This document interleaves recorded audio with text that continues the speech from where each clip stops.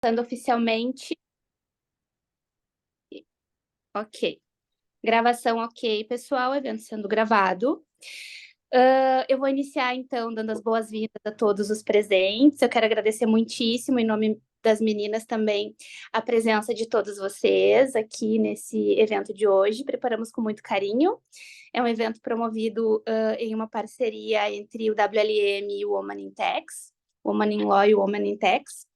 E o objetivo desse evento é trazer para vocês os impactos, os principais impactos da reforma tributária em alguns setores.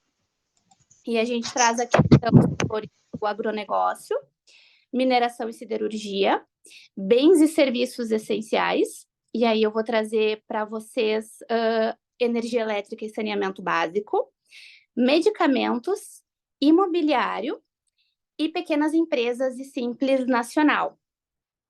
No evento de hoje, nós não vamos tratar das alterações básicas da reforma, porque esse tema ele foi objeto de um evento anterior, que aconteceu no dia 5 de outubro, o evento Reforma Tributária para Não Tributaristas. Nele a gente tratou, né, nos pormenores ali dos principais alterações promovidas pela PEC 4519, e hoje a gente pretende tratar, então, somente dos impactos setoriais. Mas fiquem à vontade também para tirar dúvidas em relação aos principais aspectos da PEC e outros temas que, porventura, forem de interesse.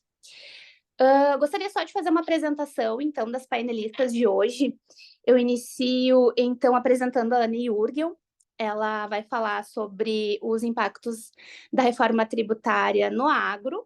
Ela é professora e head do time professora de Direito Tributário e head do time tributário da Iara. A Isabela Panisson, que é advogada tributarista do VBD Advogados.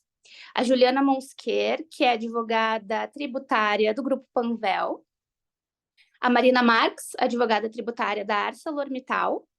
A Verônica Magalhães, que é professora de Direito Tributário, advogada tributarista e consultora da Magalhães Consultoria e Treinamentos. E eu sou advogada tributarista da Andrade Maia Advogados. Então, enfim, vamos iniciar as discussões. O evento, só para trazer, então, para vocês o formato do evento, ele vai ser dividido em 2 painéis. Esses painéis, eles contarão com exposição e debates. No primeiro painel, nós vamos tratar, então, dos impactos da reforma no agro, mineração e siderurgia e bens e serviços essenciais. No segundo painel, nós trataremos, então, dos impactos da reforma no setor de medicamentos, imobiliário, pequenas empresas e simples nacional. Agora, eu passo a palavra para a Anne Jurgel, para ela iniciar, então, as discussões com os impactos da reforma no agro. Está com você, Ana. Opa, obrigada, Bruna, obrigada pela introdução, apresentação, estou bem contente de estar aqui com essas mulheres junto no painel que eu admiro tanto, com colegas, conhecidos, e acho que a Bruna trouxe um ponto importante para hoje, que a ideia é que seja um evento bem informal, né? Então a gente vai abrir 2 momentos de debate, e o debate não é para ficar só entre nós, a gente quer conversar com todos e poder. Reforma tributária é um tema novo para todo mundo, tá todo mundo discutindo, todo mundo tem várias dúvidas, tem muitas coisas que não tem resposta, mas algumas a gente pode tentar construir, identificar junto a resposta para todo mundo ajudar. Então, assim, tô vendo várias caras conhecidas aqui, a Bia, o João, o pessoal, o Bruno. A ideia é todo mundo participar junto quando a gente puder abrir aqui para as perguntas. Mas trazendo aqui um ponto do agro, que eu vejo que é uma preocupação muito constante, é qual carga tributária que vai ficar para o setor, né? Acho que é uma preocupação de todos os setores, mas o agro é visto também como um setor que impulsiona muito a economia do Brasil. Então, acho que esse ponto também é bem fundamental por isso. Quando a gente olha a tributação do consumo hoje para o agronegócio, ela tem uma tributação média do consumo de 13%. Quando a gente compara com a média nacional, que é 25%, essa tributação é de mais ou menos 50%. O que acontece? E por isso, antes de ter essa aprovação na Câmara, dos Deputados, que a Câmara dos Deputados, em julho, aprovou um texto que diz que produtos agropecuários, insumos agrícolas, poderiam ter uma redução de 60% da alíquota única, da tal alíquota única do IBS e CBS. Isso trouxe uma certa tranquilidade, porque já tem essa redução. Mas mesmo com essa tranquilidade, gera dúvidas porque não se sabe qual vai ser a alíquota única. Então, recentemente, eu acho super interessante trazer aqui a FGV e a CNA, e a Confederação Nacional do Agro, fizeram uma pesquisa e fizeram 5 cenários para ver o que aconteceria dependendo com qual alíquota e o impacto disso na inflação do país e no PIB. Então, o que que foi visto? Se não houvesse uma alíquota diferenciada e a alíquota única fosse 25%, poderia ter uma queda no PIB do país, menos de 1%, mas poderia ter uma queda no PIB, e uma inflação de até 12% em 12 anos. Mudando isso para uma alíquota de 25% e uma carga tributária reduzida de 60%, que é o que teria hoje, que é 10%, né, que é o que foi aprovado na Câmara, aí nós não teríamos uma redução no PIB e, de qualquer forma, teríamos um incremento de inflação de 12% em 10 anos. Quando a gente olha, e aí eu não sei que depois você possa ouvir das colegas também estão em outras empresas aqui, ou de alguém está participando, para as análises das nossas empresas, mesmo sem saber qual que é a alíquota única que vai vir, dá uma sensação de que mesmo com o alargamento do crédito, os preços vão acabar subindo. E eu acho que essa pesquisa conseguiu refletir isso em números. E o pior cenário é um cenário de inflação, é um cenário onde a alíquota única é 30% e a alíquota reduzida ficaria, então, 60% disso, né, que é 12%. E aí teríamos um aumento de inflação de aproximadamente 18% em 10 anos. Eu vou colocar depois aqui o link no chat para todo mundo ter acesso, eu acho que é bem, bem interessante.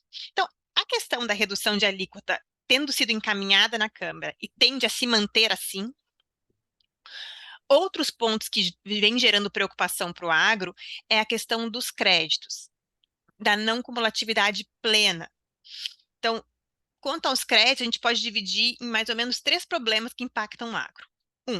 A não cumulatividade plena, ou seja, no agro eu vou ter segmentos que vão ter saídas a 0% é possível, inclusive para frutas e produtos hortícolas, e pode também ter produtos que vão ter a alíquota reduzida, e vamos dizer que ela seja 10%. Então, eu tenho uma indústria, por exemplo, que recebe insumos na alíquota cheia, 25%, recebe insumos na alíquota de 10% reduzida, e tem saída de produto a 10% e a 0%. Como é que vai ser o crédito para essa empresa? Essa pesquisa da FGV que eu mencionei, ela foi toda feita com a não cumulatividade plena, sem nenhum estorno na entrada, ou seja, não preciso perder nada do meu crédito. Se eu perder o crédito na entrada, algum pedaço, por exemplo, eu tenho que fazer uma alíquota que compare com a saída, como algumas discussões que a gente tem no ICMS hoje de isenção parcial, né? Eu não posso manter o crédito, eu tenho que estornar. Isso acontecendo, eu teria que estornar os créditos de 25 para 10. Então, eu perderia 15%, isso iria direto no meu custo. Então, isso tenderia a aumentar a inflação. Só que isso tudo, esses pontos, eles estão para lei complementar. Então, a gente não consegue ter uma segurança e uma garantia de que o impacto não vai ser maior do que a gente está conseguindo prever. Outro ponto de crédito que preocupa é porque o setor do o agronegócio, no Brasil, por muitas vezes, é exportador. Gera acúmulo de crédito. Como vão ser devolvidos esses créditos, especialmente de PIS e COFINS? Não está claro. Também não está claro como vai ser o ressarcimento porque eu estou falando, a devolução do PIS/COFINS e do ICMS são os créditos, os tributos que serão extintos, né? Mas também não está claro como é o ressarcimento, ou como vai ser o ressarcimento, quando eu falo dos tributos futuros, a CBS e o IBS. Eu acumulei, quanto tempo que eu vou receber? Não tem previsão. E o dinheiro, ele perde valor no tempo, né? Então, isso também é um ponto que preocupa bastante o agro. Seguindo adiante, e aí eu gostaria de fazer o seguinte: são tantos pontos importantes, eu vou pincelar aqui alguns, talvez até de forma pontual, e aí se houver interesse, se abre um pouco no momento de debate e se detalha. Porque das preocupações é o imposto seletivo, que a Bruna já vai trazer diversos aspectos. Então, eu não vou entrar muito nesse tema. Mas um outro tema, e aí que também trouxe preocupação e bastante debate, foi a possibilidade da criação das contribuições estaduais. Né? Porque a gente vinha falando, então, que a reforma tributária ela reduziria o número de tributos, traria uma simplificação, e, de repente, foi aprovado um artigo que fala da possibilidade de inclusão de contribuições estaduais. Mas uma boa notícia que eu trago aqui e que eu demorei um pouco para crer, vou dizer assim, mas de fato essas contribuições estaduais, a forma como ele foi colocado, depois de alguns estudos, se pôde identificar que ela é bem específica realmente para alguns estados que já têm essas contribuições, principalmente Goiás, Pará, Mato Grosso e Mato Grosso do Sul. E falando com algumas outras empresas do agronegócio, principalmente do produtor em si, o produtor, ele inclusive gosta muitas vezes desses fundos, porque é esse fundo que permite que o Estado construa a estrada que passa na frente do campo dele.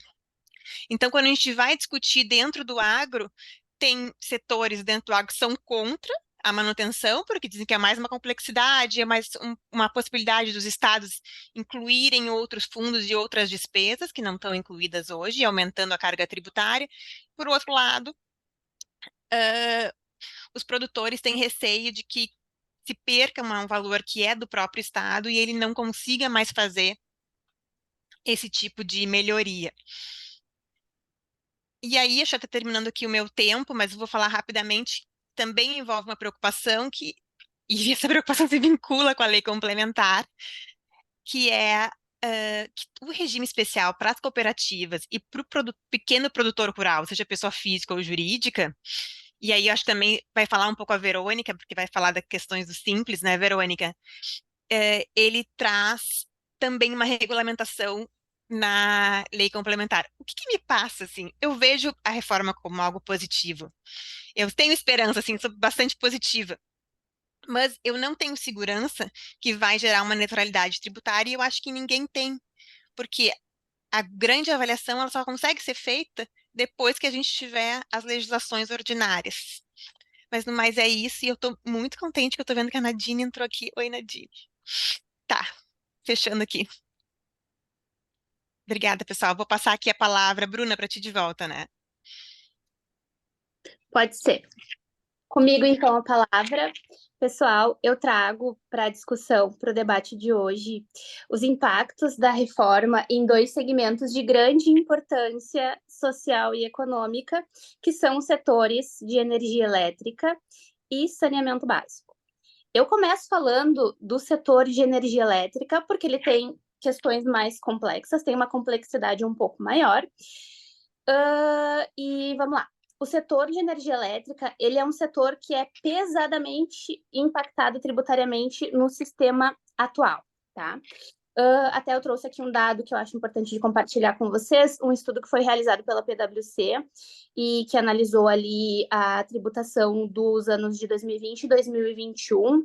Ele identificou que quase 50% da receita bruta das empresas do setor de energia, elas serviram para suportar, então, a carga tributária do setor, tá? Nesses quase 50%, 46%, 49%, então eu tenho toda a tributação federal, não tem só a tributação do consumo, né? Os tributos estaduais e municipais. Com a reforma tributária, acendeu um alerta. Essa atividade, ela vai contar com a manutenção da carga tributária ou haverá majoração da já tão elevada tributação sobre esse serviço, que, querendo ou não, todos sabem, é um insumo essencial para qualquer atividade, para a empresa de qualquer segmento, para pessoa no dia a dia comum, né? Ninguém vive sem a energia elétrica. Dada a sua importância social e estratégica, o serviço de energia elétrica ele merece um tratamento diferenciado na reforma, a fim de que haja minoração ou ao menos a manutenção da carga tributária incidente sobre o serviço. No entanto, o texto que foi aprovado na Câmara e está em discussão no Senado, ele não contém nenhuma ressalva à tributação dos serviços de energia elétrica, de modo que o setor ele vai ser submetido à regra geral de tributação, que é ali IBS e CBS, em uma alíquota padrão que deve variar entre 25,45% e 27%. Essa é uma estimativa do governo, um dado do próprio governo. Se fosse só isso, tudo bem, porque haveria, então, se a empresa fosse submetida somente a IBS e CBS, a tributação incidente sobre o consumo ela alcançaria um patamar neutro. Mas o texto da PEC permite a tributação pelo imposto seletivo do serviço de energia elétrica. Então, assim, em conjunto com o IBS e o CBS, nós possivelmente teremos, e isso vai ser definido na legislação infraconstitucional, a tributação pelo imposto seletivo no setor. E essa situação tem o potencial de aumentar, onerar a carga tributária já tão elevada, né, suportada durante todos esses anos pelo setor de energia elétrica. A tributação pelo imposto seletivo, ela, além de onerar excessivamente a carga tributária do setor, ela também vai de encontro a alguns entendimentos do STF sobre o tema. Tem um tema que é o 745 do STF, que é um tema de repercussão geral, em que a Corte Suprema manifestou o entendimento de que energia elétrica e telecomunicações, por serem bens de primeira necessidade, eles não podem ter a carga tributária fixada tal qual produtos supérfluos. Ou seja, a carga tributária ela deve ser fixada em patamares menores. Então, a regra, a norma, ela já nasce viciada, né? Já nasce viciada. Um outro ponto que também é de grande preocupação para o setor é a extinção do REID. O REID é o Regime Especial de Incentivos para o Desenvolvimento da Infraestrutura. Ele é uma benesse fiscal, para aqueles que não conhecem, que permite a desoneração a título de PIS, COFINS, PIS importação e COFINS importação sobre as receitas decorrentes da aquisição de infraestrutura que será utilizada no setor de energia. Como esse benefício fiscal ele traz um impacto positivo tributariamente e a PEC ela acaba com os benefícios fiscais, né? Em tese, a extinção do REID ela tem um potencial de prejudicar também a carga tributária incidente sobre o setor. Um terceiro e último ponto que eu trago aqui para destacar com vocês é a tomada de créditos de empresas do Simples. Os setores de energia elétrica e telecomunicações, trago aqui telecomunicações porque também é uma particularidade desse setor, eles são grandes contratantes de serviços de empresas integrantes no regime simplificado. Tá? Então, eles contratam pequenos serviços naqueles locais onde não há grandes empresas, enfim, para prestação de serviços pequenos, eles contratam as empresas do Simples.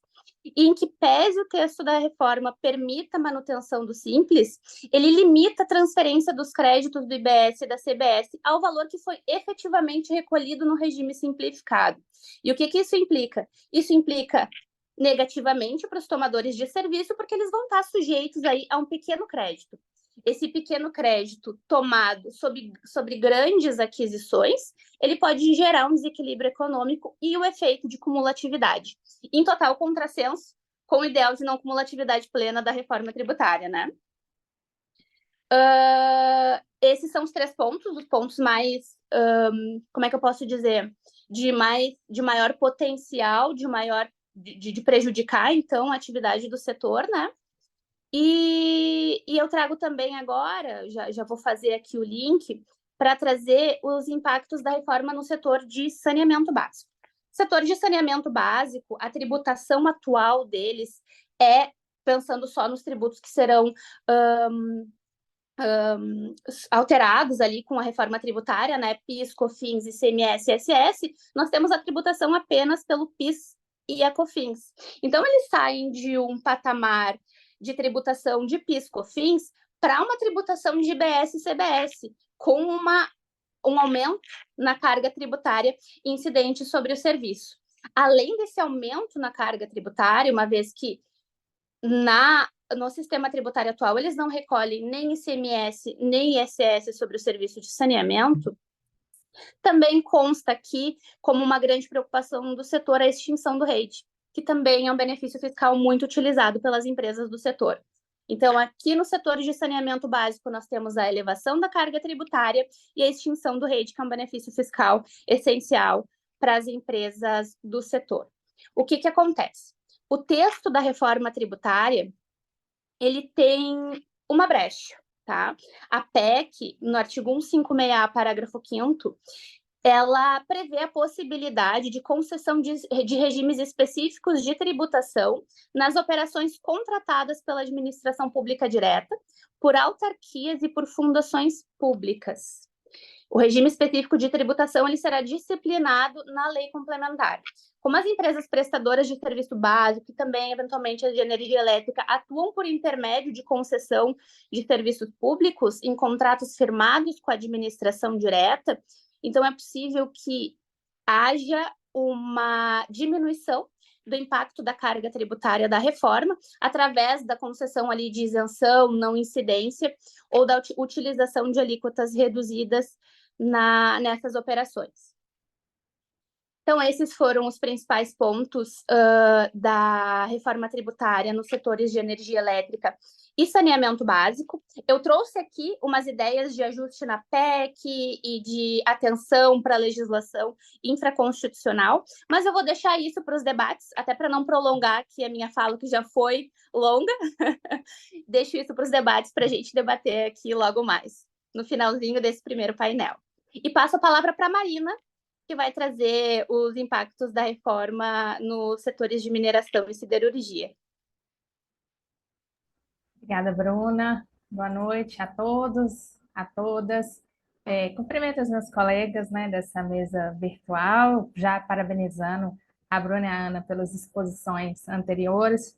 Fui aqui tomando notas e já refletindo, né, sobre o assunto, que é muito rico e certamente a gente vai ter muito que conversar aqui, né? Algumas das falas delas, principalmente da fala da Ana aqui sobre a contribuição, as contribuições estaduais, de que tem empresas do agro que consideram elas positivas, me deixou muito surpresa. Ana, quero escutar um pouco mais sobre isso, porque aqui na minha empresa a gente está bem desesperado, viu? Não estamos gostando dessa ideia, não. Mas antes de entrar nela, né, assim, vamos lá. Das falas que a gente já teve, né, até o momento, a gente pode perceber que assim, a reforma ela traz diversos pontos de preocupação para todo mundo, né, que são comuns a todos os setores. Assim. Para mim, a começar pelo grande número de emendas, né, até onde eu vi ali, são 444 emendas, quer dizer, é uma loucura isso, né? O fato de ficar muita coisa a ser regulamentada pela lei complementar, alíquota, sujeição passiva, fica tudo ali a cargo do legislador complementar, então a gente mal sabe o que vai acontecer.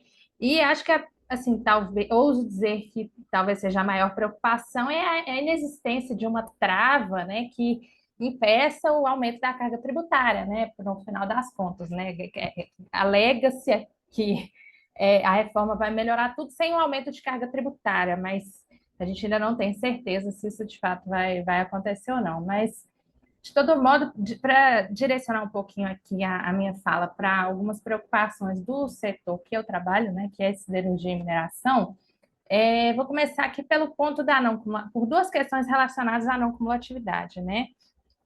Não especificamente em relação ao direito de crédito no primeiro momento, mas por quê? Né? Porque a não cumulatividade ela é uma matéria, é uma questão muito importante, muito cara aqui para a indústria, né? Que utiliza muitos produtos mesmo, muitos insumos para chegar ali no produto final. Mas hoje em dia, né, saber o que dá crédito, o que não dá crédito, é uma das coisas uma das matérias mais difíceis aqui para a gente, né? Isso gera muito, muito contencioso.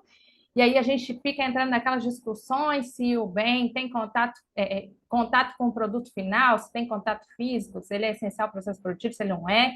E aí, no final das contas, ganha o caso se a perícia de engenharia foi favorável ou não. Ou seja, no final das contas, a discussão nem é mais jurídica, ela é técnica ali de engenharia, sabe? Enfim.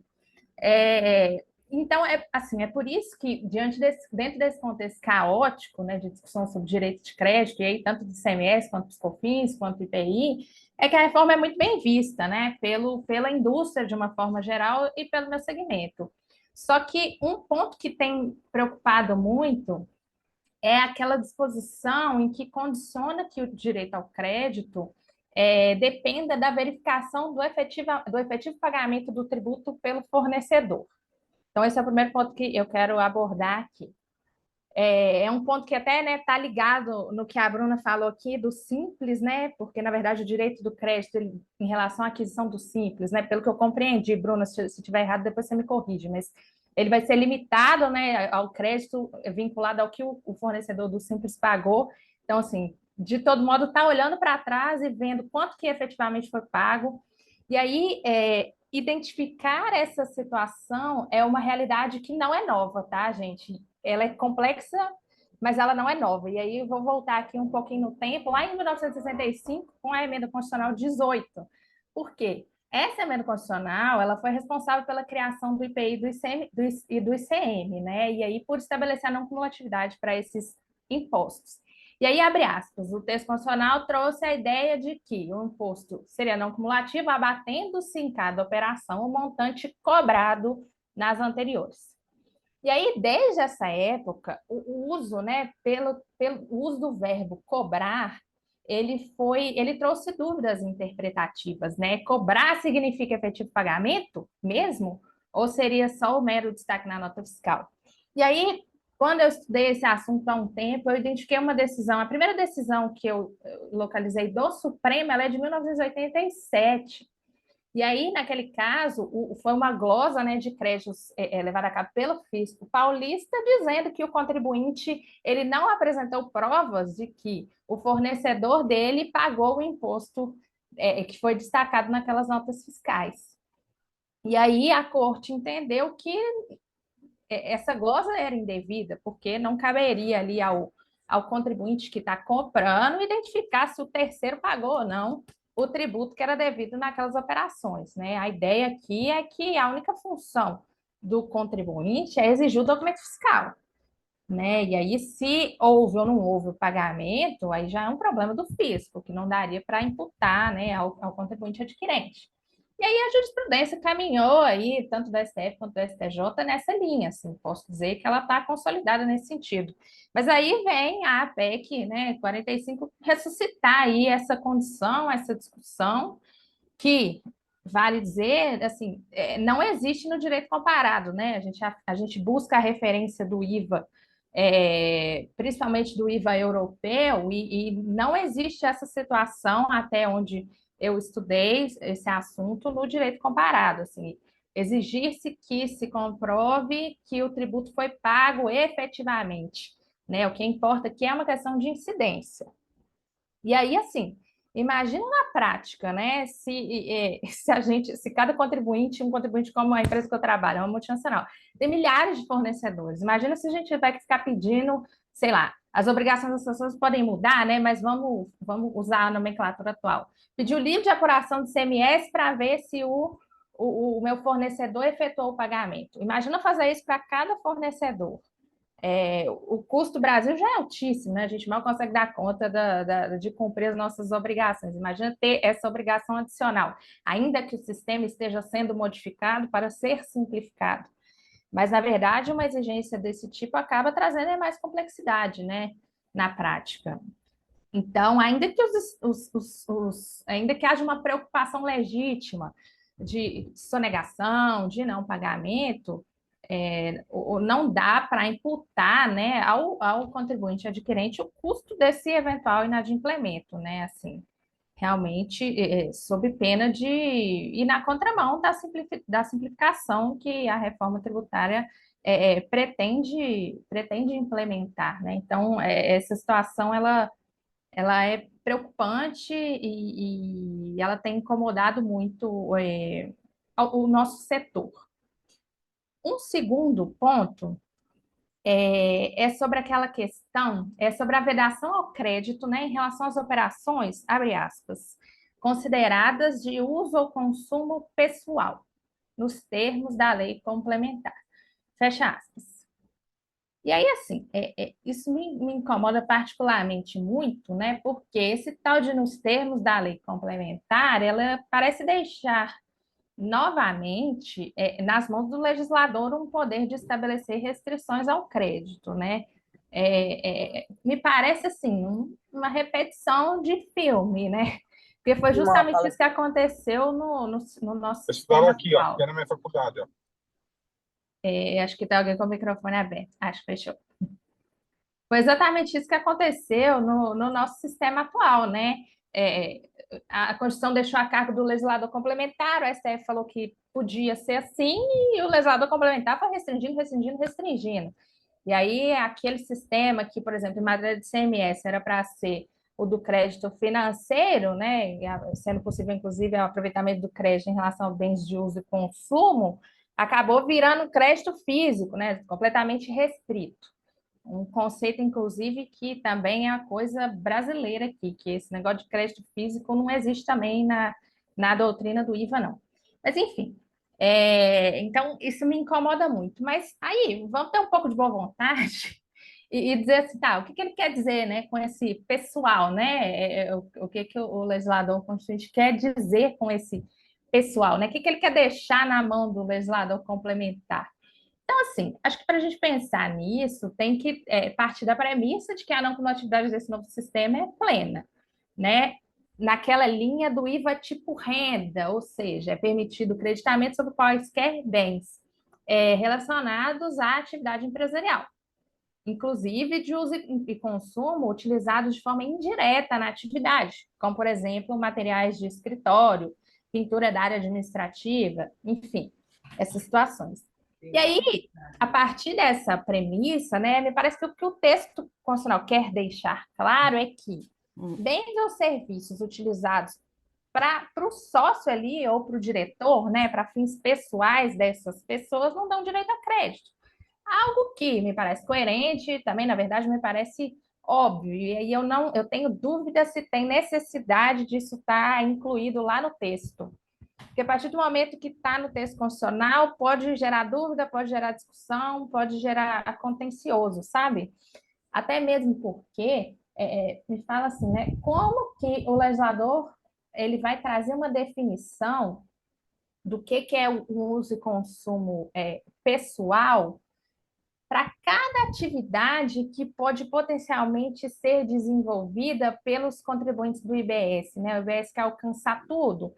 Então, como é que ele vai trazer essa definição? Assim, a realidade ela é muito complexa e a gente tem essa mania de querer que está lá tudo previsto na legislação e aí causa esse conglomerado de legislações que a gente tem hoje em dia. Enfim, me incomoda essa vontade de de ter essa expressão no texto constitucional, porque ela me parece desnecessária, sendo que seria mais adequada, a meu ver, uma verificação concreta mesmo, sabe? Deixa isso para o fisco.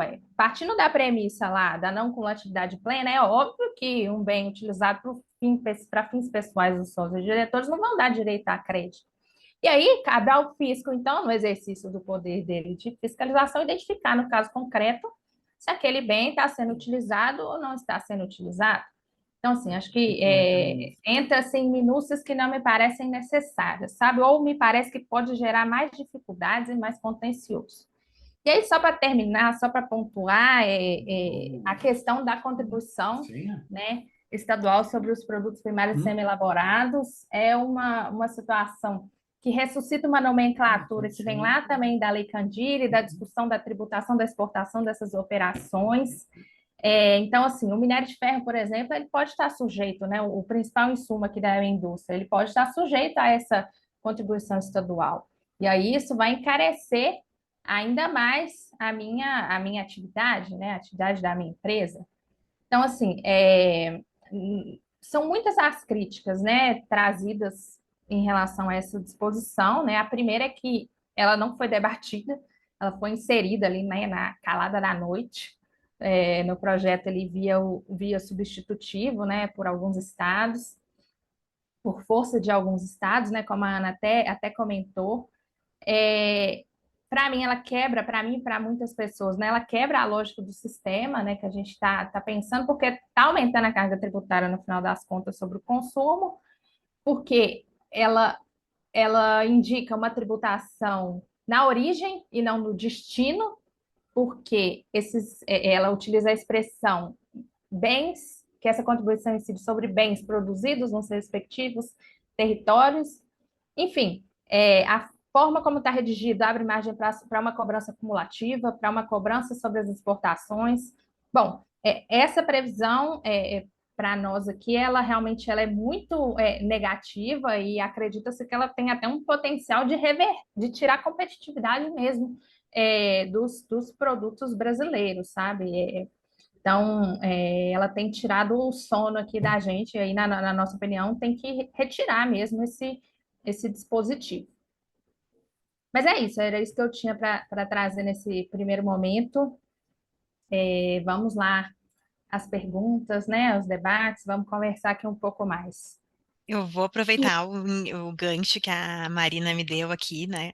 Bom, primeiro, Marina, obrigada pela oportunidade de eu deixar tudo bem claro. Eu sou extremamente contra essas contribuições estaduais, tá?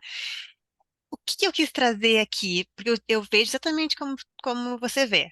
O aumento da carga tributária, sem dúvida, um tributo não cumulativo na origem, tira totalmente a simplificação, né? Porque igual eu vou ter que olhar a legislação interna de cada estado, que a ideia era não precisar fazer mais isso, né? Era ser uma legislação de mesma base, de cálculo, né?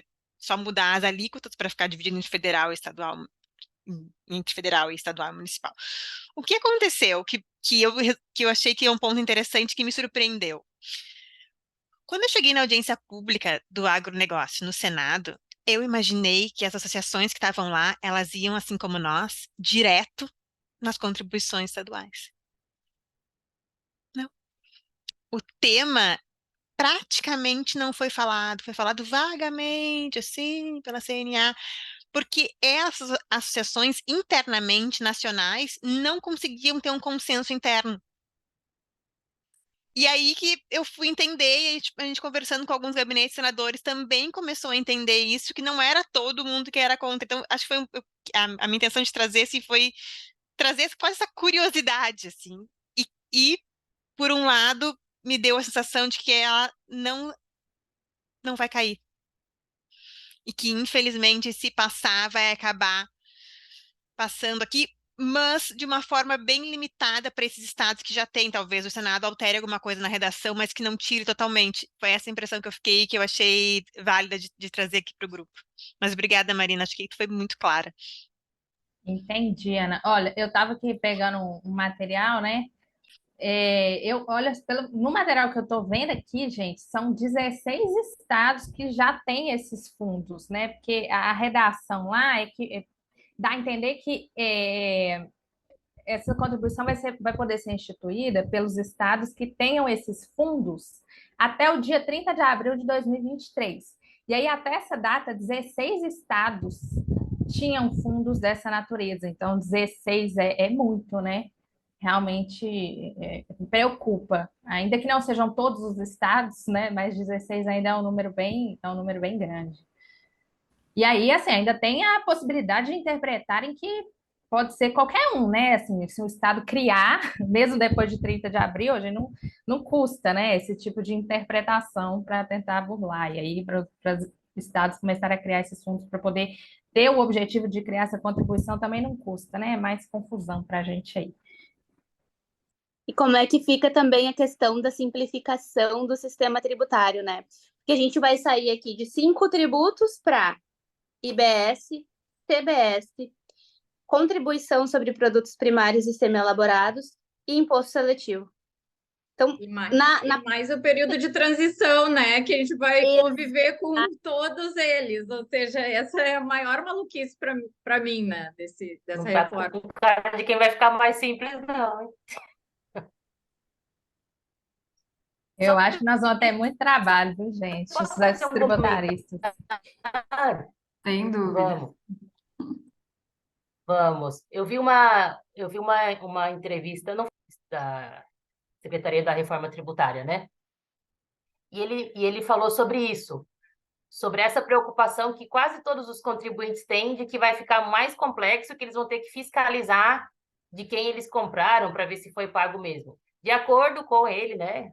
Você sabe, a Receita já está trabalhando na operacionalização da reforma tributária com pessoas de tecnologia e tal, para que a ideia é que as empresas recebam uma declaração já pré-preenchida e, em tese, essa é a frase que ele usou. A organização desses créditos ficaria tudo por esse sistema já numa nuvem, de acordo com cada contribuinte, e seria fácil saber quanto de crédito se tem. Enfim, né? Aqui, Não, e aqui eu fico com fiscal, receio. hein? Vai ser isso. Sigilo fiscal já era. Oi? E aqui, Não tem. Não tem. Você falou, eu pensei a primeira coisa aí, sigilo fiscal, né? Vai ficar a Não informação tem. lá de todo mundo para qualquer um. e assim, Não, todo talvez tempo. não é para qualquer um, não. O próprio contribuinte teria um lugar para ele ver quanto crédito que ele tem, não dos outros, né? E que ele não pode verificar Mas, de onde veio o crédito. Vai ser. O meu receio é então, que vamos ver como vai ficar, né?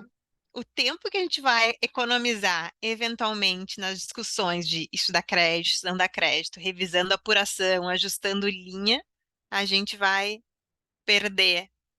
Discutindo contribuições estaduais, discutindo se pagou ou não pagou o nosso fornecedor. Então, alguns pontos, o ponto da simplificação me preocupa. E ali a Ju comentou da questão dos regimes de transição, né? Também falando ali com o grupo da reforma, da Secretaria Especial, eu vi eles dizerem mais de uma vez já essa frase, que é como fisioterapia. No início é pior para depois melhorar. Então, já tendo muito claro que esses primeiros 10 anos vão ser difíceis.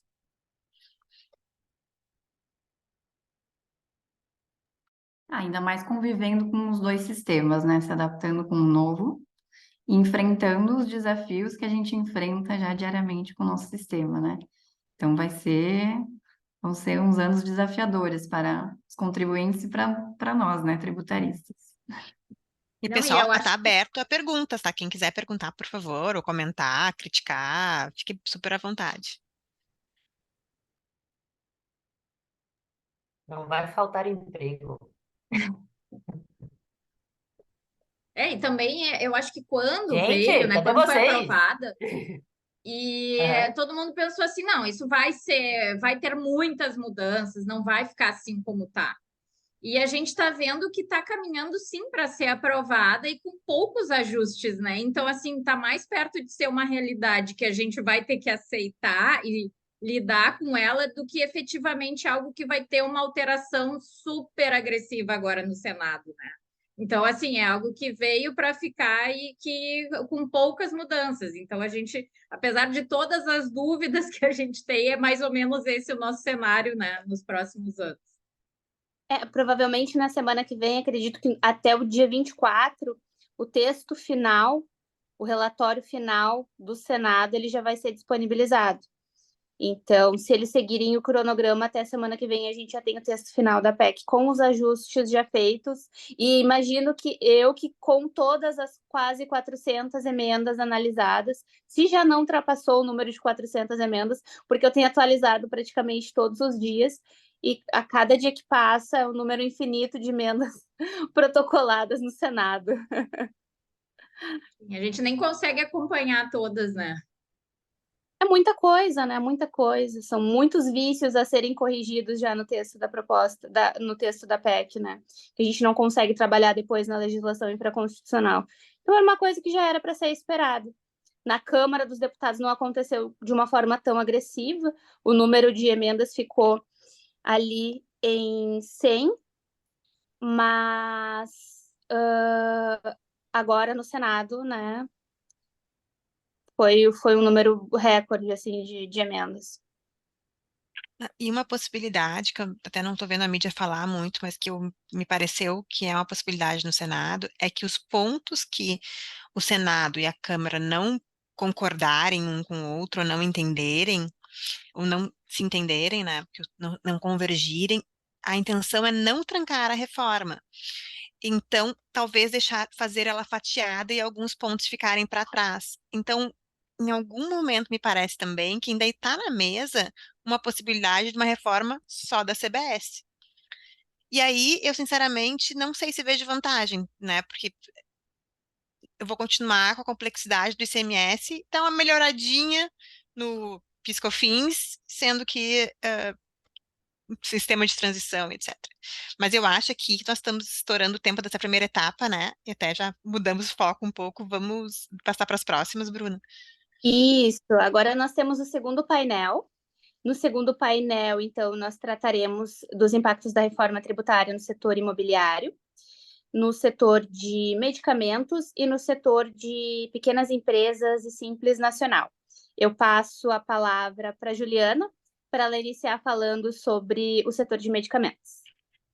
Então tá, pessoal, boa noite. Obrigada aqui pela essa oportunidade da gente estar discutindo, né, esses temas que a gente vai falando e vai se empolgando. Eu sou uma que me empolgo bastante, né, com essa matéria. Mas, enfim, eu acho que um dos maiores questionamentos de todo mundo, né, e pela fala das gurias também, bom, essa reforma ela vai nos trazer uma redução de carga, como é que vai ser, né? E é algo que nesse momento é muito difícil de afirmar, né? Aqui nessa questão do setor dos medicamentos, a gente questiona e o consumidor final, como é que vai ficar para ele, né? Então, assim, a gente não consegue trazer essa segurança nesse momento, né? Claro que medicamentos, por serem né, de bens essenciais, enfim, a gente tem uma tendência, né, a ver uma certa redução. No entanto, a gente não tem como afirmar isso. O que está previsto na PEC, né, para medicamentos? A gente tem uma possibilidade de redução de 60% da alíquota e redução também de 100%. Mas o que acontece? Até porque não é matéria constitucional, né, definir exatamente quais são os medicamentos que vão ter uma eventual redução. Só que nesse momento a gente não consegue afirmar, né, o que vai realmente ter esse impacto, se vai ter ou não.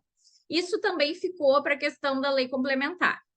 Então, nesse cenário, o que a gente consegue saber, né? É que vai ter muito trabalho para essa lei complementar, inclusive porque esse setor ele é muito beneficiado, né? Ele tem, principalmente de ICMS, tem muitos benefícios. E uma das previsões é que, nesse caso, com a reforma, a maioria, os benefícios vão ser extirpados, né? Então, por mais que assim a gente consiga ver que vai ter uma redução de alíquota, se realmente se confirmar, com a redução e a extinção dos benefícios, a gente não conseguiria manter essa questão, né?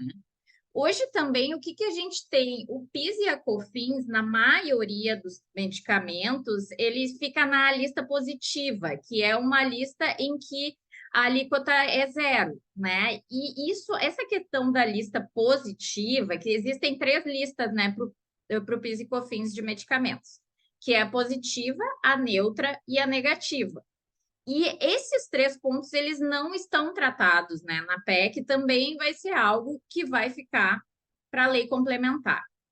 Bom, outro ponto, então, além dos benefícios, que é alvo de muita preocupação, né, e que provavelmente realmente não vai ter no futuro, tem também a questão que foi amplamente falada pelas gurias também, que é a questão dos créditos, né? Se a gente eventualmente tiver uma redução de alíquota de 100%, né, isso vai ser equiparado a uma isenção? Como é que vai ficar a questão dos créditos? Então, acontece que a gente tem muitas dúvidas e poucas certezas nesse momento, né?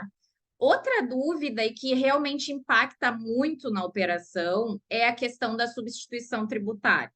Porque a PEC ela não tratou, ela não tirou a substituição tributária. E muitos dos medicamentos, se não a grande maioria deles, está sujeito à substituição tributária. E muitas das farmácias, enfim, a indústria farmacêutica também tem produtos de higiene e beleza que também estão sujeitos à reforma tributária, né? Então, um dos pleitos do setor é que realmente, inclusive, teve uma pesquisa recentemente, né, de um órgão setorial, demonstrando que a maioria das empresas que têm produtos sujeitos à substituição tributária, a maioria pretende que seja excluída da substituição tributária.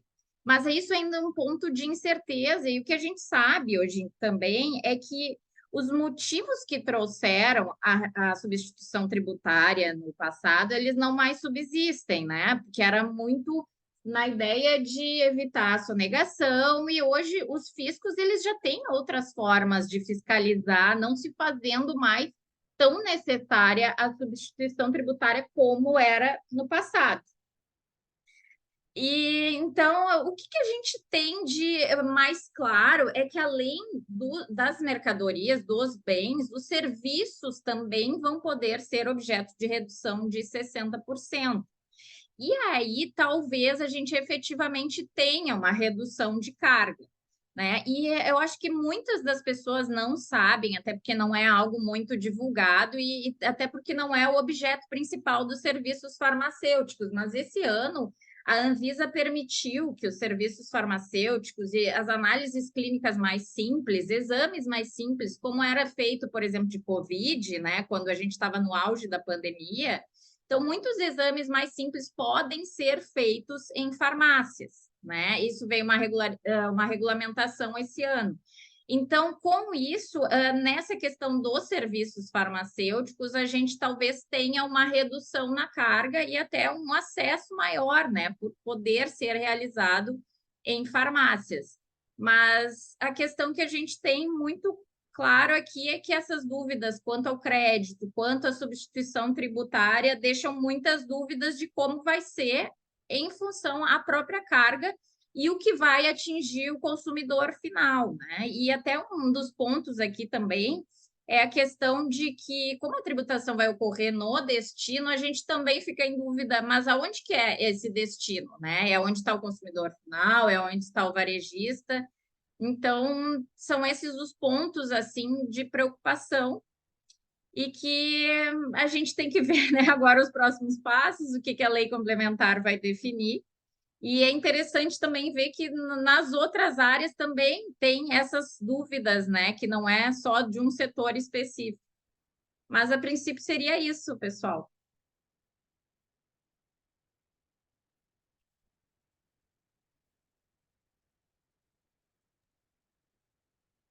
Gurias, estão Obrigada, ouvindo? Gil. Sim, Ouço, agora eu ouço. obrigada, Gil. Bom, né, acho que a Bruna já fez as introduções, né? Na sequência, agora vou falar sobre o setor imobiliário. Eu acho que, primeiro, boa noite a todos. Agradeço a oportunidade de estar aqui falando entre colegas e amigas, em um evento do WLM e do IT, tão representativo para todas nós, mulheres tributaristas, sobre um tema que está borbulhando, né? Como a gente vem debatendo. Eu fiquei com essa missão de abordar os principais impactos da PEC 45 para o setor imobiliário, e aqui, desde já, acho que cabe até uma introdução do que isso representa. O setor imobiliário, ele é um mercado muito heterogêneo, então são diversas operações que estão inseridas dentro do setor imobiliário. Então, a gente está falando aqui de compra e venda de imóveis, incorporação, intermediação imobiliária, que é a corretagem, arrendamento, incorporação, loteamento, administração de bens próprios e terceiros, construção civil, reforma. Então, assim, dentro do mercado imobiliário, há uma série de atividades que ali estão inseridas. Mas o que eu queria trazer aqui é que, no final do dia, tudo isso vai se traduzir no imóvel. Então, é sobre as operações com bens imóveis que a gente está tratando. E a PEC, como a gente tratou até no primeiro evento, ela vem trazer uma ampla reforma sobre a tributação do consumo por meio da CBS e da IBS, que eu vou chamar aqui de IVA dual, para facilitar também a fala. E o IVA é um tributo sobre o consumo, né, que ele é cobrado em cada etapa da cadeia, e sobre o valor agregado. E o crédito, correspondente ao tributo pago, vai ser garantido nessa cadeia. E aí vem uma questão muito importante, assim, o primeiro ponto levantado pelo próprio setor imobiliário. Diferente dos outros bens, que a gente está falando aqui de tributação do consumo, por exemplo, um lápis aqui que está do meu lado, um imóvel, ele pode ser considerado um bem de consumo. Então, acho que esse é o principal ponto que o setor acaba levantando para trazer as especificidades no texto da PEC, que vem aí alterar toda a tributação do consumo. A atividade imobiliária, ela é muito heterogênea e ela é uma atividade muito complexa e tem um ciclo econômico muito longo, diferente de uma indústria, por exemplo, ou de outros setores. Então, desde, por exemplo, o lançamento até a finalização do recebimento de unidades imobiliárias dentro da incorporação, o tempo pode levar 10 anos para construir um imóvel, não é? Ou até mais. Então, o ciclo de produção do imóvel é muito longo, é diferente de produzir qualquer outro bem. Além disso, o imóvel ele pode durar mais de 100 anos, a depender. E está inserido dentro de uma cadeia econômica de consumo da pessoa física para a pessoa jurídica, e a permuta, e coloca numa PJ, tira de uma PJ, vende. Então, assim, é um bem que dura aí mais de 100 anos. Então, não tem como comparar também com qualquer bem de consumo para fins de tributação. O brasileiro, no geral, adquire um imóvel uma vez na vida, né? O terreno, que é o principal insumo do setor, ele não deprecia. Então, como é que a gente vai falar de tributação de algo que não deprecia sendo consumo, né? E, além disso, sobre a atividade imobiliária, incide já o ITBI, que é Imposto sobre Transmissão de Bens Imóveis. Então, quando a gente tem aí uma operação de uma transmissão onerosa de imóveis, a operação está sujeita ao ITBI, que não é barato, né? Sobre o preço da venda, e tem as discussões do ITBI. Então, faz sentido o primeiro ponto que eu até coloco, faz sentido a gente pensar aqui numa tributação que a gente está comentando nos nossos debates, de 25% desse IVA dual, ou mais, né, aproximadamente, sobre essas operações com bens imóveis, que muitas vezes podem bem ser comparadas ao investimento. Então, o imóvel seria mais um investimento do que um bem de consumo. Então, acho que essa primeira colocação para a gente ter um olhar que há uma necessidade de ter um tratamento adequado para essas operações, porque isso muito se critica na PEC, né? São vários setores pedindo um tratamento diferenciado, mas a gente precisa olhar para as especificidades de cada setor e entender como é que funciona o ciclo de produção deles. E até trazendo aqui um pouquinho dessa parte técnica de como é hoje, para trazer essa parte de como a tributação funciona hoje, para a gente pensar em como vai ficar. Por exemplo, a operação de incorporação, compra e venda de imóveis, não está sujeita, não é tributada por ICMS nem ISS. Então, aí a gente já tem um descasamento com o nosso IVA dual aí, que é CBS e IBS, sobre as operações com bens imóveis, né, no caso. Em contrapartida, já tem o ITBI, que incide sobre essa operação. As incorporadoras têm um regime especial, que é o RET, que, mediante a afetação do patrimônio, elas têm uma carga tributária aí de 4%, que é IR e PIS/COFINS, sobre a receita imobiliária. Então, elas não estão sujeitas a ICMS e ISS nas suas operações. A construção civil também é um outro sistema, é uma prestação de serviço, tem ISS, mas é um sistema acumulativo, muito porque os insumos da operação da construção civil e da incorporação, que podem ser resumidos em mão de obra, terreno, financiamento, pagamento dos tributos, do IPTU, do ITBI, as despesas de outorgas, esses insumos dessas operações, eles não geram créditos. Então, eles já estão inseridos num sistema aí cumulativo, no sistema atual. E as locações também, locação, STF já decidiu que não incide ISS, não tem ICMS, então também não estão sujeitas a essa tributação do consumo do ICMS e ISS. Então, acho que já trazendo aqui um pouquinho do panorama que é diferenciado em relação às outras operações. E não é por outra razão que, olhando para fora, né, a gente sempre, quando a gente discute reforma tributária do IVA, a gente acaba olhando o panorama internacional, porque muito vem da essência aí dos países que já adotam o IVA. Lá fora, em âmbito internacional, na União Europeia, eles dão um tratamento adequado para as operações com bens imóveis. Muitas vezes não tem tributação, ou tem alíquota reduzida, ou quem quer aderir à tributação tem um sistema alternativo para que possa ser aproveitado créditos inerentes a essas operações que num sistema comum não poderia ter o crédito. E olhando para a PEC atual, a PEC 45, com as operações com bens imóveis, elas estão no espectro de incidência do IBS e da CBS. Então, como adequar o que é hoje o nosso sistema com uma reforma tributária, né? E mantendo a neutralidade do setor imobiliário e olhando que no final do dia, como a gente está falando de imóvel, isso se traduz em moradia. Então, sem aumentar o preço do consumidor final e do custo da moradia. Tem um apelo social também no setor imobiliário e que é relevante aqui para todo o discurso, assim, durante o desenvolvimento do texto da PEC, isso foi muito debatido, o setor sempre foi muito presente para trazer essas preocupações. E por conta disso, com a evolução dos textos da PEC, que agora está no Senado, né, o setor como um todo, conseguiu aí que fosse incluído num regime específico em que essas operações com bens imóveis, por conta dessas situações que eu tentei pontuar e resumir aqui, sem olhar para cada uma das atividades que envolvem o setor imobiliário, elas vão poder ter um regime específico, ou seja, um tratamento diferenciado do que a regra geral da CBS e da IPS, com base no texto atual. A gente não sabe o que pode aí vir pelo Senado, mas por enquanto sim.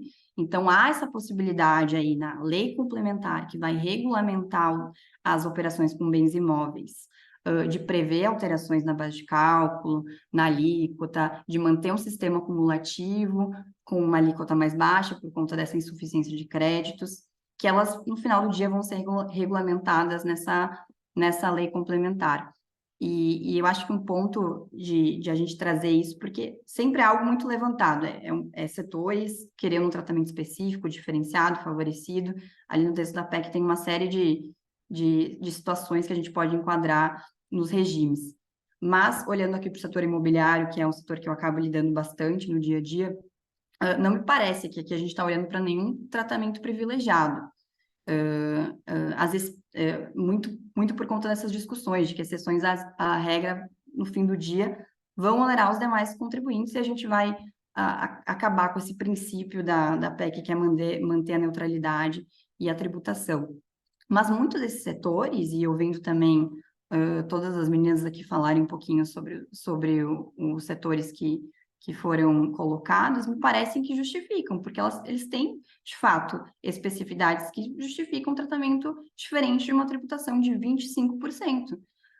Então, em que pese a lei complementar, ela vai regulamentar todas essas operações, a PEC, nesse momento, esse momento que a gente está vivendo de reforma, ela eleva a tributação do IVA a nível constitucional.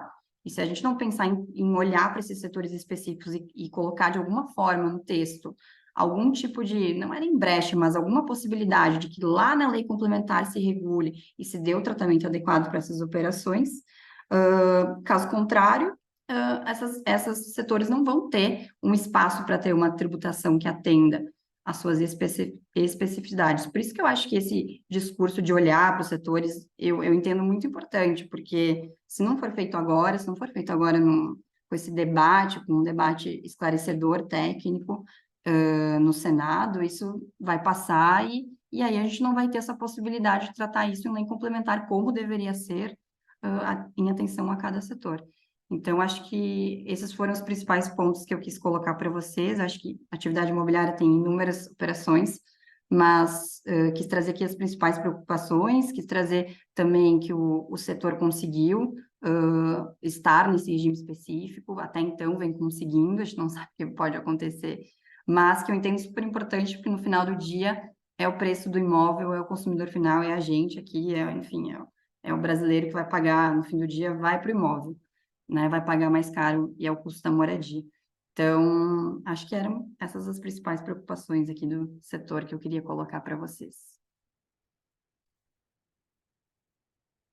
Arrasou, Isa. Viu? Eu posso ir direto, Bruna? Pode, né? Tá bom. Um comentário, não tem nada a ver com a minha apresentação. Interessante, né? Todos os setores que foram falados antes de mim foram de coisas básicas para a economia, né? Agro, imóvel, medicamentos, saneamento básico. Preocupou, viu? se a pesquisa que a Ana falou só do agro aumenta a inflação em 18%, que é o número que vem na minha cabeça, imagina se juntar tudo isso. Jesus amado. Eu sou mais velha, eu cheguei a pegar a inflação alta, eu lembro ainda, vocês acreditam? Quem é mais jovem não lembra dos tempos que a inflação corroía muito o nosso dinheiro. Então, beleza. Boa noite, gente. A minha função aqui é falar sobre o Simples Nacional, e eu escolhi esse tema por um motivo bem pessoal, quando me convidaram. Porque eu saí do mundo corporativo faz menos de um mês, eu estava numa indústria farmacêutica também, para eu fazer outras coisas diferentes, marketing digital, tocar minha consultoria independente e montar uma empresa junto com meu marido no ramo da gastronomia. Vamos lançar o Lasanhou. E aí, por conta disso, eu tenho 2 empresas do Simples agora para eu gerenciar. Então, quando me chamaram para falar de reforma tributária, eu vou estudar o que me aperta pessoalmente. Então, o Simples é algo que vai realmente me afetar. E não só a mim, porque nas minhas pesquisas eu vi que tem 22 milhões de empresas no Brasil que estão no Simples, a grande maioria. E assim, para estar no Simples, na minha realidade, eu acabei de começar a minha empresa. Se você faturar até 4 milhões e 800 por ano, você pode estar no Simples. É bastante coisa, né? Eu não tenho nem previsão de quando eu vou começar a faturar isso nas minhas empresas.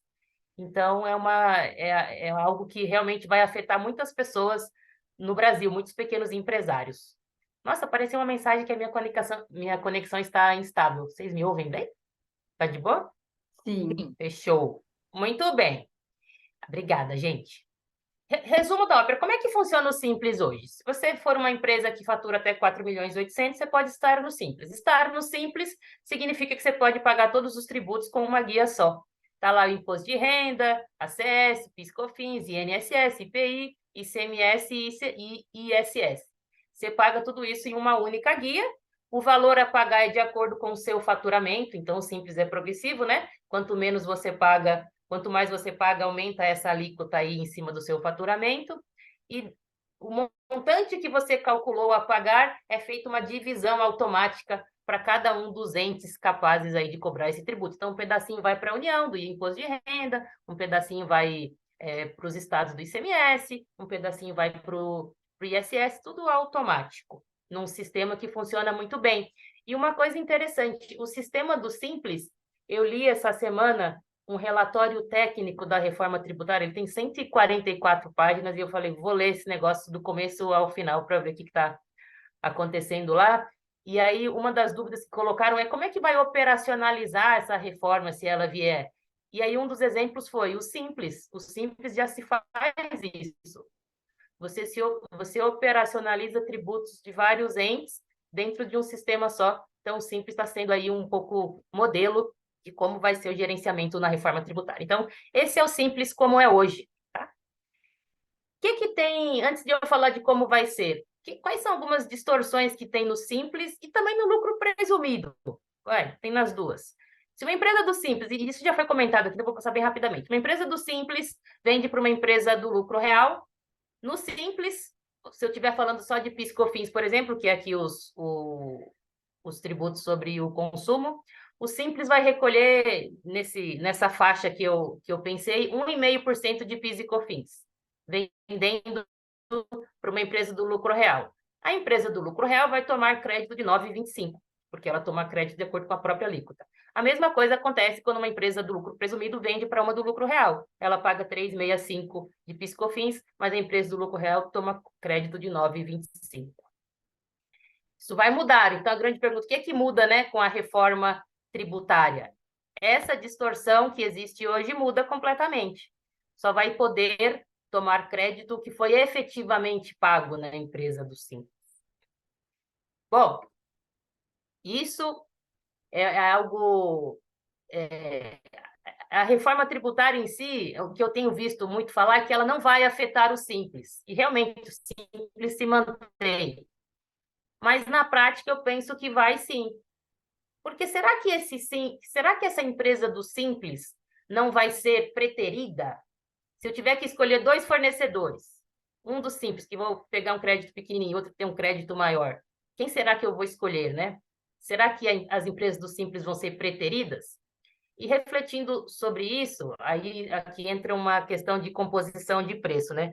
Reza a lenda de que quando vier a reforma tributária, você vai conseguir enxergar muito claramente na nota o preço e o valor dos impostos ali que foram cobrados. Se isso realmente acontecer, em tese, você vai saber exatamente quanto cada empresa está cobrando de acordo com os seus custos operacionais, sem contar a tributação. Neste caso específico, na minha cabeça, uma empresa do Simples seria competitiva se o preço dela, tirando os impostos, for menor em relação a outra empresa, porque quando somar os dois, talvez fique igual. Enfim, não sei como isso vai se dar, mas o preço de todo mundo vai estar aberto. Então, empresas do Simples vão ter que se preocupar em ser competitivas em relação a quanto cobrar, né? E será que isso vai ser realmente possível, né? Como será que isso vai se dar? Então, esse é um ponto para minha própria pergunta. Será que as empresas do Simples vão ser deixadas para trás em relação às outras? Eu acho que não dá para afirmar agora, porque a gente tem que ver como que vai ser a operação desse sistema quando vier. Bom, esse é o primeiro ponto, né? E isso acontece com empresas do Simples que estão no meio da cadeia. Se a empresa do Simples estiver no final da cadeia, vendendo para consumidor final, esse problema não ocorre. A empresa que eu vou montar com meu marido de lasanhas, por exemplo, ela está no final da cadeia. Então, eu vou vender para o consumidor final, vou estar no Simples ali, Deus queira que sim, né? Não vai ter muita afetação em tese, mas daqui a pouco tem outro ponto que eu vou falar. Bom, então empresas, se eu tivesse que, guarde uma frase do que eu falei, empresas do Simples que estão no meio da cadeia precisam se preocupar com a reforma tributária, tá? Por conta desse negócio dos créditos. Qual é a saída? A lei fala assim, eu acho muito lindo o texto da lei quando eu vejo a realidade. Olha a empresa do Simples, se você quiser gerar crédito integral para quem está comprando, eu tenho a solução para os seus problemas, é só você pagar o IBS, a CBS e o IBS por fora. Pô, gente, tudo bem, né? É uma saída, mas será que é factível para uma empresa do Simples? A gente está falando de uma alíquota de 25% aí. Será que uma empresa do Simples vai conseguir desembolsar isso para poder recolher por fora? E aí, assim, quando a empresa do Simples fizer isso, vou pagar por fora, ela tem direito a crédito. Tudo bem, mas será que ela vai ter tanto crédito assim? Primeira coisa. Segundo, empresa do Simples nunca mexeu com esse negócio de crédito. É coisa assim, pô, nunca preocupou. Como é que ela vai saber lidar com isso no dia a dia? Eu fico pensando no empresário que não tem formação jurídica como eu, que está com uma empresa do Simples lá e fala, cara, como é que eu vou fazer? Que eu vou saber? Enfim, e será que vai ter crédito? Talvez não. Enfim, então, essa é uma coisa a se pensar. Que empresa do Simples vai conseguir, de fato, recolher por fora essa CBS e o IBS em 25%, que é o que tem se falado aí, tá? Isso é uma coisa que eu penso muito na realidade. E o que eu tenho de terceiro ponto aqui é, tudo bem, vamos pensar agora nas empresas do Simples que estão no final da cadeia, que em tese não vão ser afetadas. O que eu pensei sobre isso? Eu gero a minha guia do Simples todos os meses. E na minha guia do Simples, a minha empresa é de serviços, que eu uso para... Eu sou professora, então quando eu dou aula, eu emito nota fiscal, né? E a do meu marido é outro ramo. Mas vamos pensar na minha aqui. Eu emito lá a minha DAS, né, que é a guia de arrecadação do Simples, e tem lá todos os tributos. E tem um campinho lá que fala assim, qual é o valor do ICMS? Eu coloco zerado, porque eu presto serviços. E aí, beleza, e eles fazem o cálculo lá do valor total que eu tenho a pagar. Mas quando mudar, gente, o ICMS e o ISS vão estar unidos, né? Será que realmente, quando você for preencher, e vai ter que ser substituído, não vai ter mais ISS e ICMS na guia separadinho, vai ser uma coisa só. Será que realmente não vai aumentar a carga tributária das empresas do Simples? Porque não vai existir mais isso, que eu sou de serviços, eu vendo mercadoria, vai ser tudo junto. Então, eu vejo que a minha alíquota lá de ISS no Simples é bem pouquinho, hoje, porque eu não tenho ICMS. Mas será que quando mudar para a reforma tributária não vai aumentar? Eu acho que sim, gente, porque não vai ter como, sabe? Mudou a regra, é outro tributo, é um tributo que incide sobre tudo. Vamos ver como vai ficar. Então, eu tenho lá minhas dúvidas se essa promessa de que Simples não será afetado realmente vai ser real, porque eu vou ter que substituir ali os tributos e a alíquota é diferente, não é? Esse é o ponto que eu queria destacar. E por último, será que eu acho que para para as pessoas advogadas, tributaristas, pessoas de contabilidade, em geral, que lidam com tributário, na minha cabeça, empresas do Simples vai ser uma fatia legal de mercado, porque elas vão ter que pensar, eu vou ficar ou não no Simples? Elas vão ter que pensar isso, de acordo com o papel que elas exercem na cadeia produtiva. Quem é que vai ter capacidade de analisar, não é mesmo? Tributarista. Então, é uma fatia boa de mercado. Estou de olho nisso aí, sabe? Eu acho que vai ser bom, vai dar bom para a gente em termos assim. Bom é relativo, né? Bom em termos de gerar mais trabalho, mas para as empresas do Simples talvez piore um pouquinho. Mas aí a pergunta é: será que vai valer a pena uma empresa do Simples sair do Simples quando vier a reforma tributária?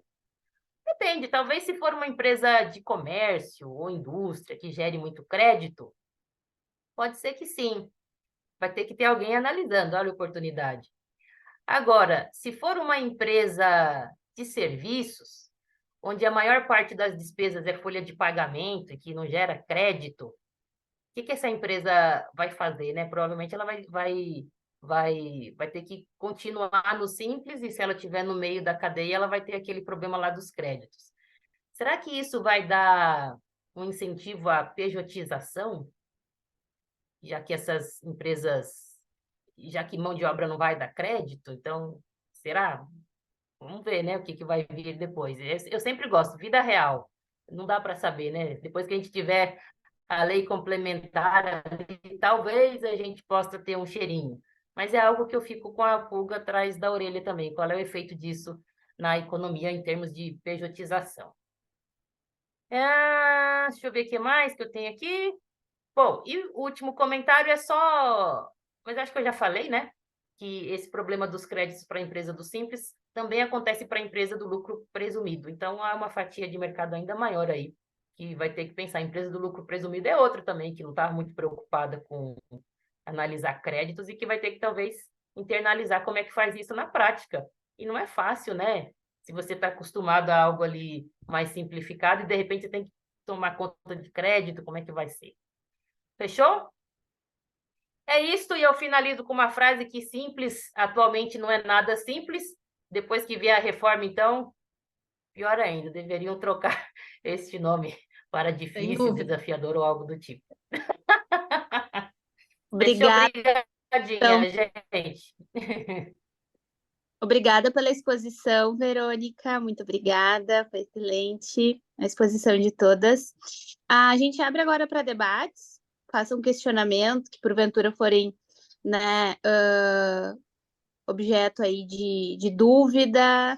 Se vocês quiserem também falar não só dos impactos da reforma tributária nos setores que nós comentamos, quiserem trazer outros temas para a mesa também, fiquem à vontade.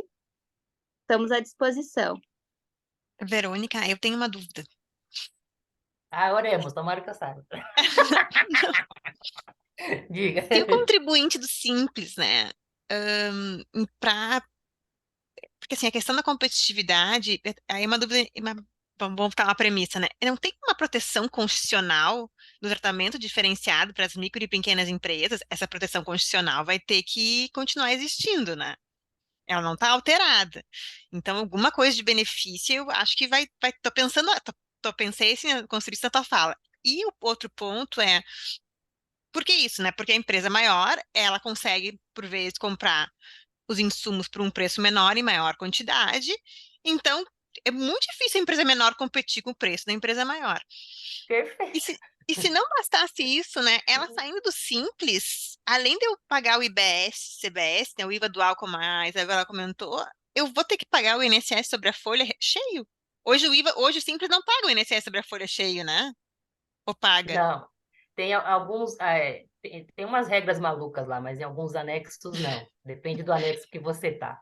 Assim, me parece que vai ficar bem. Acho que a tua frase final, assim, fiz a construção aqui junto, agora realmente gera uma complexidade muito maior e vai Nossa, contra a Constituição. Me incomodou também isso, gente, porque eu fiquei aqui pensando, né? A empresa do Simples, ela meio que está perdendo duas vezes, né? Porque, vamos lá, se o adquirente dela vai ter um crédito reduzido, ou ela não vai conseguir vender, ela vai ter que reduzir o preço dela de uma forma para poder competir, né? Ou seja, ela vai ter que perder margem. Aí a exato. gente está interferindo. Aí cadê a neutralidade, né? Neutralidade no sentido de que a tributação não está interferindo, né, nas escolhas da economia, né? Quer dizer, e ele não vai ter força, né? Provavelmente muitos não vão ter força para. Não vão ter como mesmo reduzir. Às vezes, provavelmente, eles atuam com margens espremidas e tal. Enfim, me incomodou também essa parte, viu? Me preocupou. Ou vai Vai ter aniquilar coisa. as empresas do Simples, né? As empresas vão ter que sair do Simples para conseguir dar o crédito amplo para os maiores clientes. Vão exigir isso, né? Vão começar a escolher com base nisso. Provavelmente, Pensando quem tiver no meio da cadeia.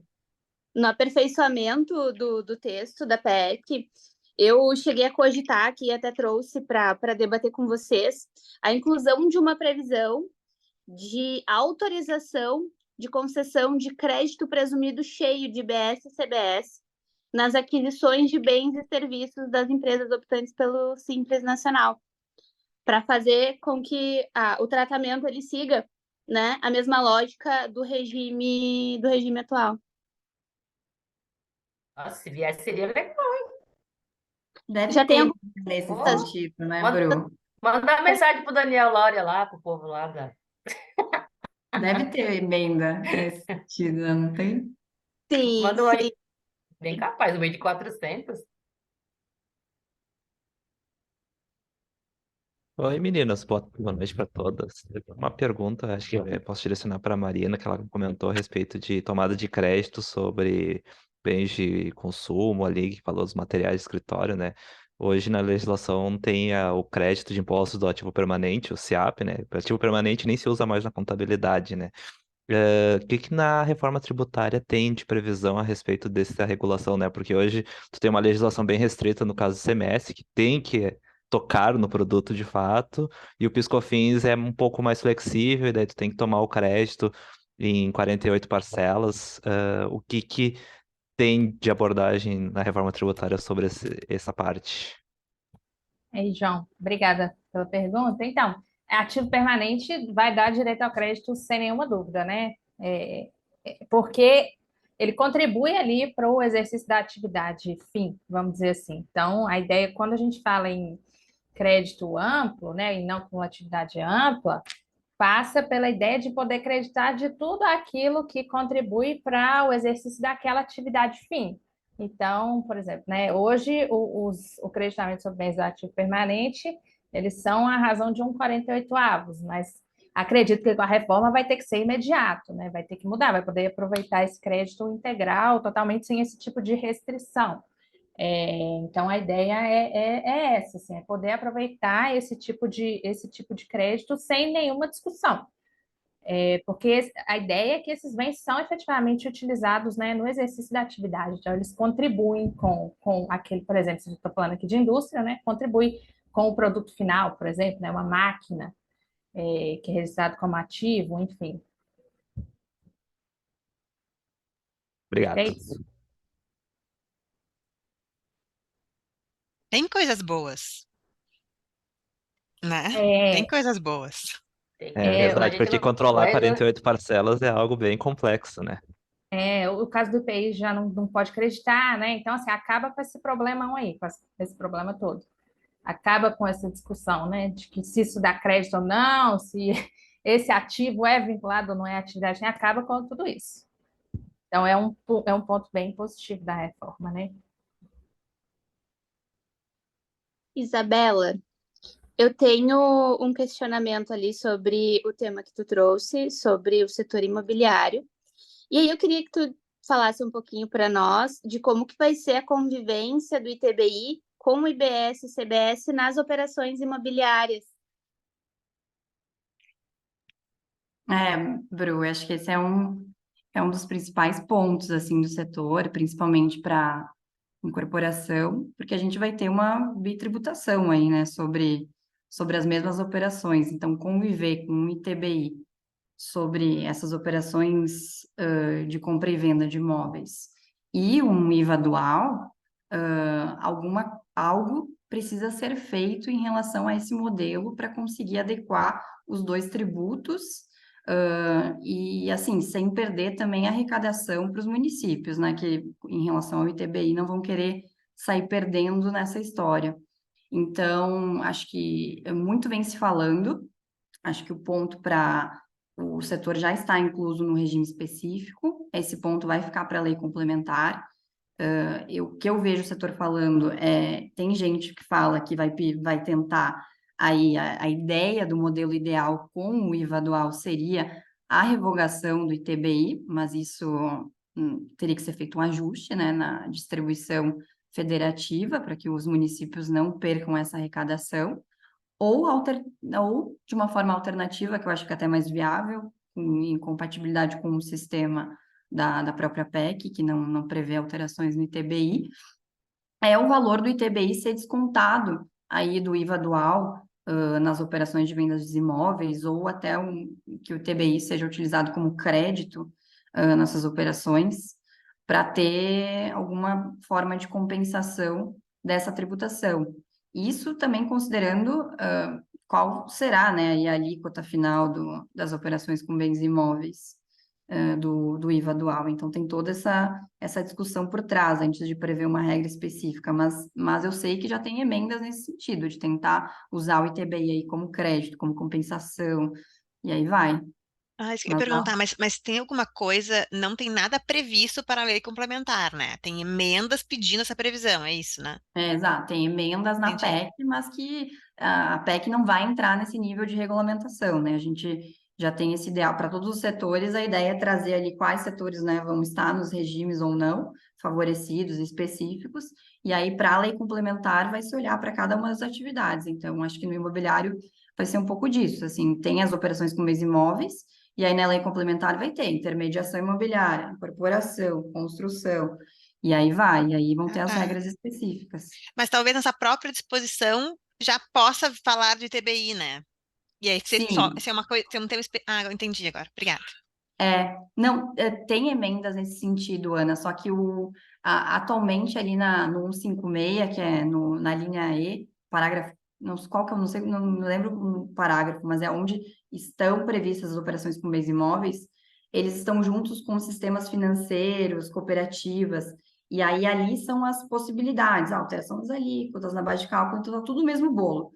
Então, para ter uma previsão específica das operações de bens imóveis, até tem que deslocar a atividade para outro inciso para prever especificamente o TBI, porque o TBI pouco importa aí para os outros setores. Então, acho que esse nível de amplitude na Constituição a gente não vai ter, né? A ideia é trazer ali que pode ter algo na lei complementar e vamos deixar para discutir lá.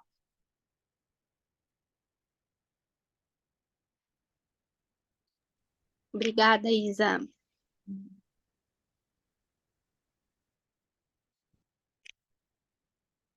Tem um ponto aqui que eu trouxe e que eu acho que também é de grande preocupação de vários setores, é a convivência conjunta ali do IBS e da CBS com o imposto seletivo, né?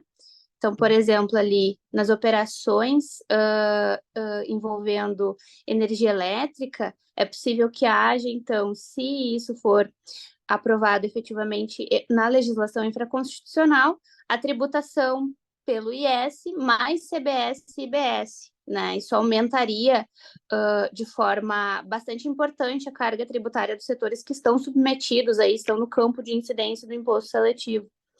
E pensando nisso, né, nós aqui trabalhando, analisando o texto da PEC, pensando em alternativas, nós propusemos algumas emendas para o Senado. Algumas delas foram apresentadas por alguns senadores. A primeira emenda protocolada na PEC, a emenda número 1, que foi protocolada pelo senador Efraim Filho, foi uma ideia também nossa aqui, da imposição da trava, o aumento da carga tributária. Essa é uma emenda que eu entendo que é bastante importante, mas tinha uma outra emenda também que ela tinha uma relevância um pouco maior, mas ela era um tanto principiológica e de difícil compreensão pelas pessoas, assim, pelos senadores. O que ela propõe? Que a vedação ao efeito de confisco ela alcance uma trava tributária, mas que essa trava ela não observe o quantum de aumento do tributo, mas o quantum que o aumento do tributo proporciona para cada atividade, para evitar que a majoração da carga tributária ela ocorra de forma, como é que eu posso dizer, diferente para cada setor. A gente sabe que tem setores que serão mais impactados, outros menos pela reforma, mas isso colocaria uma régua para que esse aumento da carga tributária ele observe uma trava e essa trava ela dependa ali da carga tributária já suportada pelo segmento no sistema tributário atual. Eu acho que essa seria uma forma interessante de conter os prejuízos causados aí pela tributação conjunta ali de IBS, CBS e o imposto seletivo. Para mim, o imposto seletivo é uma das armadilhas da PEC. É um imposto que vem trazendo um risco muito alto para vários setores e que pode ser utilizado aí de diversas formas, com diversos objetivos diferentes e com risco de impactar muitos segmentos.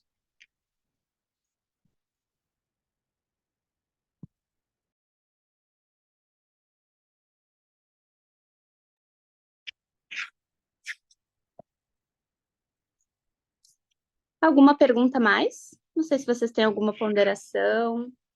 Por exemplo, eu não tenho perguntas. Eu vou aproveitar só para falar mesmo.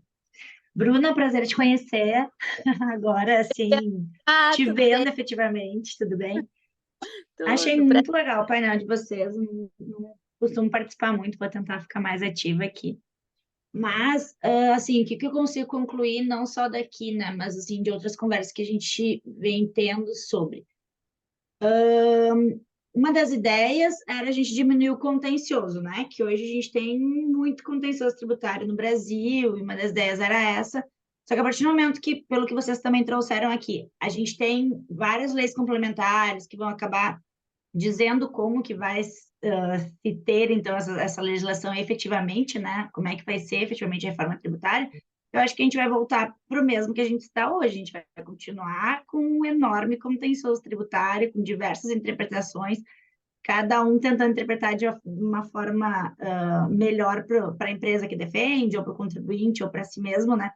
Então, acho que a gente não vai ter pelo que eu estou vendo, a gente não vai ter uma resolução do que é o esperado, né? A gente vai continuar da forma que a gente está e com mais problema, na verdade, porque daí a gente vai ter que estar defendendo, nós, por exemplo, que somos advogados, vamos ter que estar defendendo através das leis anteriores até uma data tal, ou processos que vão continuar tramitando por um longo tempo ainda, que vão estar de acordo com aquela legislação até então vigente, e aí também ter um novo entender em cima da nova legislação para os casos novos e para onde que aplica o quê, né?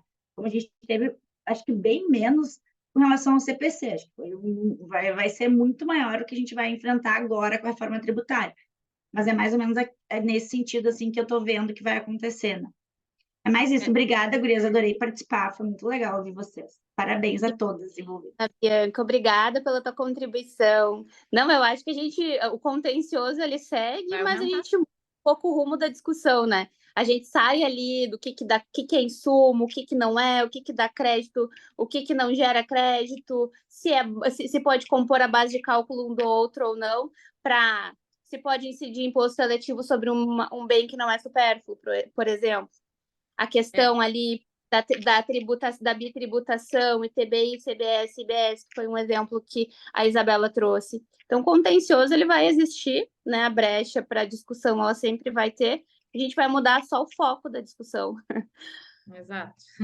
Sim, a gente não vai mais discutir se pode tomar crédito tal insumo, mas vai ter outras discussões. Essa, por exemplo, do ITBI era o que não tinha nem me passado pela cabeça, né? E é algo que vai surgindo na prática, no dia a dia, né? Então, eu acho que a reforma tem uma iniciativa muito boa, mas não pensou nos reflexos, né? Que vão surgir muitos outros problemas, mas que tomara que lá no futuro, né, a gente consiga se adaptar da melhor forma. E que é bom que tenha difícil. contencioso, né? A gente quer que tenha contencioso, Ah, né? Agora, A a oportunidade questão é um contencioso que a gente efetivamente consiga se chegar a algum lugar. Não é aquela coisa que tu discute e ninguém não chega a lugar nenhum, né? A minha ideia é essa, a minha interpretação é essa, a minha é essa. Tá, e qual que é a real interpretação? O que a gente consegue aqui de benefício para o contribuinte ou o próprio fisco? Qual que é a ideia? É muito contencioso, a gente não consegue chegar ao denominador comum, não vejo, entendeu? Só vai aumentar o contencioso. Não, a gente não vai conseguir chegar no... É isso, vamos aplicar agora. Não tem como. outro Parece ponto cada vez até menos, na verdade.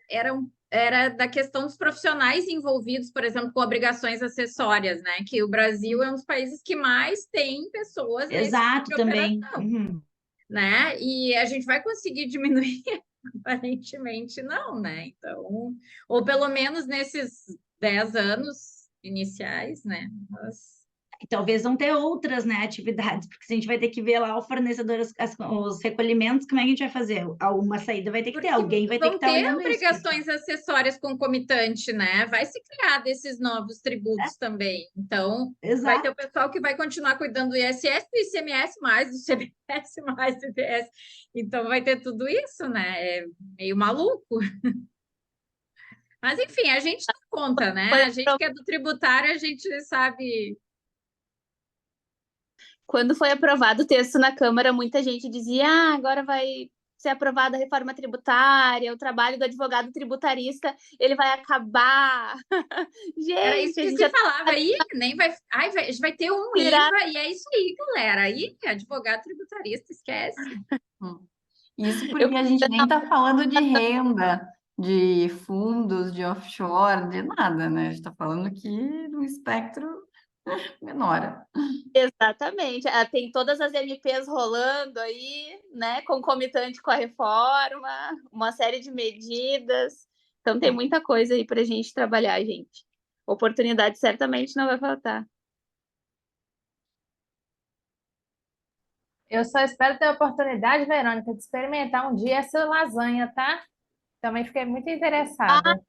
Você acredita? A gente estreia 2 de dezembro e eu tô testando os sabores. Eu não aguento mais comer lasanha, gente. Mas vai chegar em Belo Horizonte? É isso que eu quero saber. Por enquanto, só em São Paulo. Mas no Eu futuro não vai que aguento vira mais franquia. comer lasanhas. Imagina que problemão, Verônica. É, Não, problemão.